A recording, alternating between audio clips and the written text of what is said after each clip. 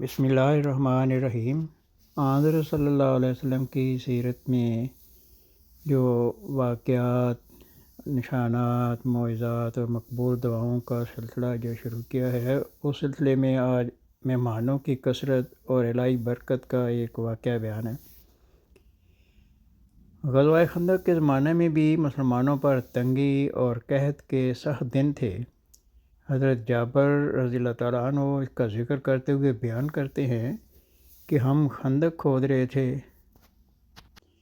کہ ایک سخت چٹان کھدائی میں حائل ہو گئی۔ صحابہ نے آ کر حضرت صلی اللہ علیہ وسلم سے عرض کی تو حضور صلی اللہ علیہ وسلم نے فرمایا کہ میں خود آتا ہوں۔ پھر آپ تشریف لائے۔ آپ کے پیٹ پر بھوک کی وجہ سے 2 پتھر بندھے ہوئے تھے۔ مسلسل 3 دن سے ہم نے کچھ کھایا پیا نہ تھا۔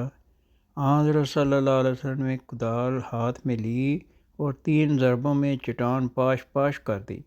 حضرت جابر رضی اللہ تعالیٰ عنہ سے رسول اللہ صلی اللہ علیہ وسلم کی بھوک اور فاقہ کی حالت دیکھی نہ گئی۔ وہ حضور صلی اللہ علیہ وسلم سے اجازت لے کر اپنے گھر گئے۔ اپنی بیوی سے کہا، میں نے فاقہ سے حضرت صلی اللہ علیہ وسلم کی ایسی حالت دیکھی ہے جس پر صبر نہیں ہو سکتا۔ تمہارے پاس کچھ کھانے کو ہے؟ اس نے کہا، ہاں، کچھ جو ہیں اور گھر میں ایک بکری کا بچہ بھی پالا ہوا ہے۔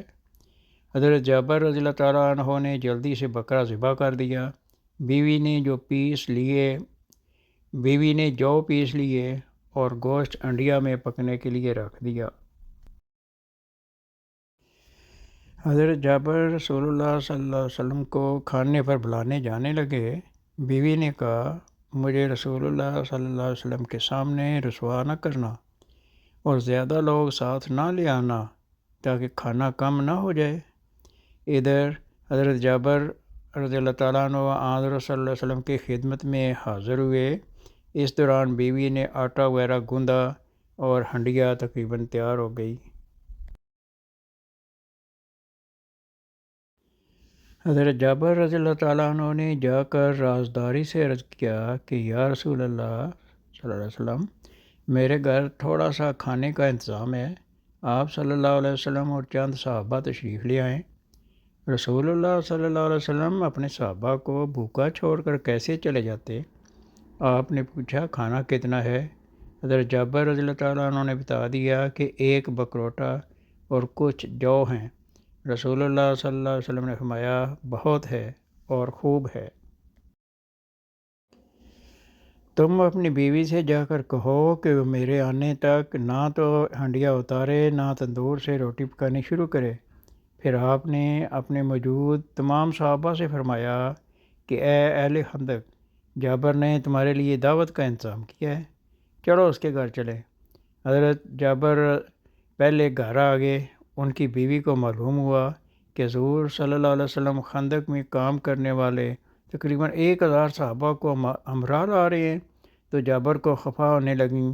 حضرت جابر نے کہا، میں نے تمہارے کہنے کے مطابق حضرت صلی اللہ علیہ وسلم کی خدمت میں رازداری سے ہی دعوت پیش کی تھی، آگے حضور صلی اللہ علیہ وسلم کی مرضی۔ خیر اتنی دیر میں حضرت صلی اللہ علیہ وسلم تشریف لائے۔ آپ نے آٹے پر برکت کی دعا پڑھ کر دم کیا، پھر ہنڈیا میں پھونک ماری اور برکت کی دعا کی۔ پھر فرمایا، اب روٹیاں پکانے والی کو بلاؤ۔ وہ روٹیاں پکائے اور ہنڈیا چولہے سے نہ اتارنا۔ حضرت صلی اللہ علیہ وسلم خود کچھ روٹی توڑتے، اس پر ہنڈیا میں سے گوشت نکال کر رکھتے اور اپنے صحابہ کو دیتے، پھر تندور اور ہنڈیا کو ڈھانک دیتے۔ اس طرح تمام آئے ہوئے مہمان سیر ہو گئے اور کھانا بچ بھی گیا۔